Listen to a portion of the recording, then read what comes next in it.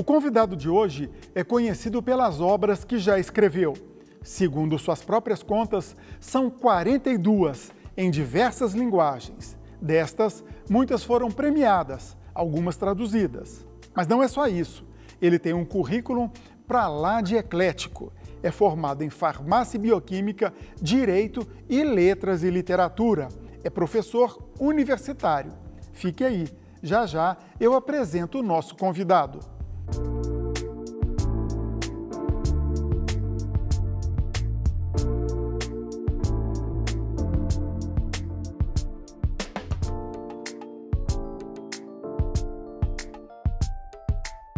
O nosso convidado é Miguel Jorge, ele que vai falar de literatura e também sobre essas outras atividades que tem exercido ao longo da vida. Olá, Miguel, prazer receber você aqui no TBC Memória. Prazer também é meu. Obrigado. Miguel, todo mundo te conhece como esse escritor consagrado, né, em diversas áreas, nós vamos falar sobre isso agora. Mas fala um pouco desse Miguel, professor universitário, farmacêutico, como é que foi esse começo profissional seu? Pois é, eu estudava em Belo Horizonte. Depois eu fiz vestibular para farmácia e bioquímica, passei na Universidade Federal de Minas Gerais e concluí o curso lá. Eu lia muito, gostava muito de romance, de contos, de poesia. E, terminado o curso, eu voltei para Goiânia e ingressei na Faculdade de Farmácia e Bioquímica de Goiânia, da UFG, como professor em farmacotécnica, né? Nesse período, eu me descobri realmente um escritor através do grupo de escritores novos, o GEM. Bom, daí eu já estava fazendo direito quando me veio essa descoberta de ser um homem das letras. Aí eu fiz o curso de letras vernáculas, né? E fui lecionar literatura na Faculdade Católica de Goiás. Então essa aí é um resumo da minha vida eclética que você perguntou. E como que é esse trânsito entre a farmácia e bioquímica, né, lógico, ciências biológicas, e o mundo das ciências humanas com literatura? Como que é essa mistura? Você sabe que tem uma correlação? Uma vez eu me lembro que o Monsenhor Primo Vieira, que era da Academia Goiana de Letras, escritor, foi lá na Faculdade de Farmácia para descobrir de onde eu tirava inspirações para escrever meu livro, já que eu trabalhava na Faculdade de Farmácia. Aí eu ri bastante com ele, eu falei, olha, Monsenhor Primo, aqui tudo me inspira. As paredes, os professores, os alunos, os funcionários, essa vivência, né, em trabalho em laboratório, tudo isso é motivo para uma escritura literária. E como eu já havia feito o curso de letras vernáculas e já escrevia, aí eu fui buscar as técnicas mais avançadas na vanguarda. E isso que me interessava, quer dizer, buscar um estranhamento a mais, buscar alguma coisa que não fosse aquele conto, ou aquele romance, ou aquele poema do começo, meio e fim, e pronto. Então eu inovei, eu busquei vanguarda, eu busquei modernismo, eu busquei linguagem nova, eu busquei perfis novos, e daí que nasceu uma literatura que nós chamamos de uma literatura do absurdo. A começar pelo meu primeiro livro de contos, O Antes do Túnel. O Antes do Túnel me veio através de um sonho. Aí por aí você pode perceber como o escritor aproveita tudo o que lhe vem à frente, o que lhe vem à mente. Então foi o meu primeiro livro, foi dentro da linha do absurdo e eu continuo até hoje dentro dessa linha. Fazendo assim uma pesquisa da sua obra, da sua extensa obra, você escreveu contos, teatro, infanto-juvenil, cinema, biografia, romance, poesia e infantil. Eu esqueci de alguma coisa? Não esqueceu de nada, está completo. E como é que faz, além dessas outras atividades que já falamos, escrever em tantas, vamos dizer assim, linguagens diferentes? Como é que você faz para conseguir isso? Você imagina, eu escrevia nas janelas, nas horas vagas, nos recreios, trancado em meu gabinete lá na faculdade de farmácia. Eu escrevia no meio da rua, quando me vinha, descia, baixava uma inspiração de um poema, eu parava, anotava tudo. Eu tinha um caderno, uma caderneta embaixo do meu travesseiro, que eu acordava no meio da noite com um sonho, alguma coisa que me dizia, coisas que me interessavam para um conto, ou lá que seja, um poema, um romance, e anotava, porque senão vai embora. A coisa vem para você. Agora, de onde vem, eu não sei. É uma coisa misteriosa, aí tem um mistério que só quem cria, um criador, pode perceber. Agora, se você não anota no momento, no outro dia a coisa já foi embora, você esqueceu e aí não tem como recuperar. Miguel, a sua obra mais reconhecida pelo público, eu acredito que seja Veias e Vinhos, que virou filme. Você considera a grande obra sua, Veias e Vinhos? Olha, eu considero a mais conhecida, a que me deu maior trabalho e maior dor em trabalhar com esses personagens que foram assassinados, mas que depois me deu uma grande alegria com prêmios, a tradução para o italiano. Eu estive na Itália, conheci a Itália através do Veias e Vinhos, fiz inúmeras palestras em várias cidades italianas, lancei o livro em várias cidades, a repercussão foi a melhor possível. Eu nunca vi um interesse tão grande dos italianos para com o meu romance. Então eu digo que o Veias e Vinhos é que me deu maior notoriedade, junto com um livro de contos que foi editado em São Paulo e que se chama Varmas. E através desse Varmas, um conto que se chama A 14ª Estação, eu fui convidado, juntamente com o maestro Estécio Marques, pela professora Custódia Anunciata da Faculdade Católica, para fazer uma ópera. Então eu fiz o libreto baseado nesse conto.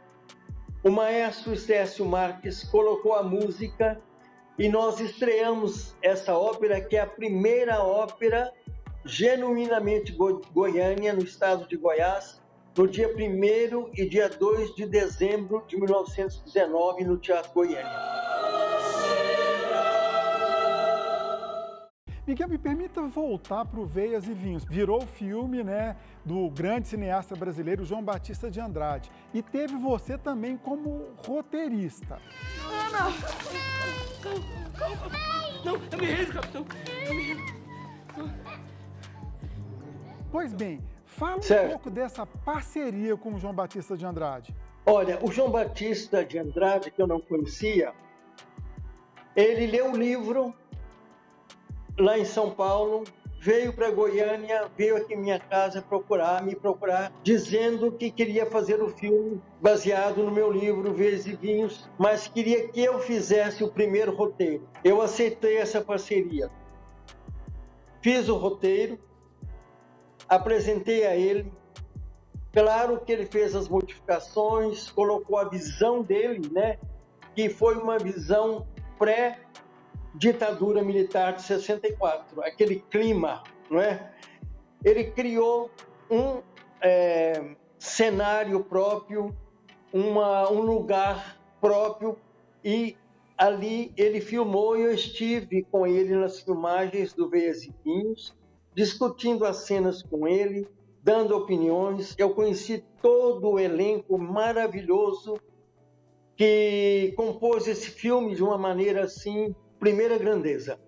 Você até comentou, né, daquele período pré-golpe de 64 e me recordando agora, assim, de memória do filme, eu lembro que o filme trabalhava com cenários mais escuros. Era proposital isso, então, para dar um tom mais pesado daquele momento? Ele quis esse clima tenebroso, nebuloso. Então, foi por isso que ele trabalhou com esse cenário. Bom, além das atividades como escritor e também de farmacêutico e bioquímico, o Miguel presidiu o Conselho Estadual de Cultura e organizou festivais também. Como é que você achava tempo para exercer tantas atividades assim e como é que foram essas duas experiências na sua vida? Fiquei por 2 anos presidindo o Conselho Estadual de Cultura. Mas eu tinha um elenco formidável comigo. Tinha a Belkis Pesqueira Carneiro Mendonça, a Moema de Castro Silva Olival, Regina Lacerda, a Mauri Menezes. E nesse período nós pudemos fazer o troféu Jaburu, que hoje é considerado o maior prêmio no estado de Goiás, não é? E a par disso, eu, juntamente com a Débora Torres, a cineasta, nós fundamos o Festival de Cinema, o Festcine Goiânia, não é? Que já está na 9ª edição. Foi assim um tempo maravilhoso em que Goiânia conheceu assim vários atores, diretores, produtores, roteiristas e tudo isso em debate com os interessados em cinema. Fazer uma perguntinha indiscreta aqui. Dá para viver só de literatura no Brasil? Não, absolutamente, né? Eu sou professor aposentado, não é? E isso é que me dá assim, uma certa tranquilidade para fazer a minha literatura. Agora, de todos os gêneros que você já escreveu, qual que você mais gosta? E emendo a pergunta, tirando aí Veias e Vinhos, que é o mais consagrado, qual a sua grande obra?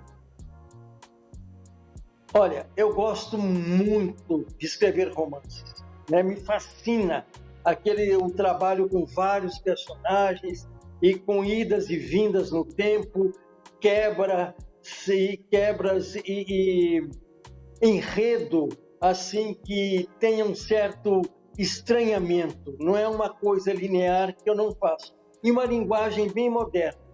Bom, eu tenho, além do Veias e Vinhos, eu tenho Minha Querida Beirute, que é um livro sobre os imigrantes árabes, né? Meu pai é do Líbano, é libanês, né? Tenho Pão Cozido Debaixo de Brasa, que é sobre a ditadura militar em Goiânia. Tenho também Nos Ombros do Cão. Enfim, é uma trilogia que eu fiz, pegando 3 tragédias. A família Mateucci, no Veias e Vinhos, o Pão Cozido Debaixo de Brasa, com o Césio 137, e Nos Ombros do Cão, pegando a ditadura militar aqui em Goiás. Você está escrevendo alguma coisa? Qual que é a previsão de lançamento? O que a gente pode esperar? Eu tenho aqui já pronto para o lançamento, guardado aqui em minha casa, esse romance que se chama Em Busca do Coração, no sábado à noite, prefaciado pelo Ronaldo Cagiano, que vive em Portugal, e foi editado pela editora Arribaçã, de Casageiras, na Paraíba. O lançamento desse romance está marcado para o dia 13 de outubro, no Bougainville, no Café da Ana, piso 1. E tomara que a gente esteja lá, quem sabe, oxalá, já não todo mundo vacinado, né, Miguel? Todo mundo protegido e com o mundo voltando a ser normal. Isso é que nós esperamos. Ok, Miguel, agradeço muito você ter dedicado seu tempo a conversar aqui com a gente no TBC Memória. Mais uma vez, muito obrigado e até a próxima. Eu também agradeço a vocês. É sempre um prazer estar com os ouvintes, os telespectadores da TV Brasil Central. Muito obrigado. TBC Memória, ajudando a preservar a história de Goiás.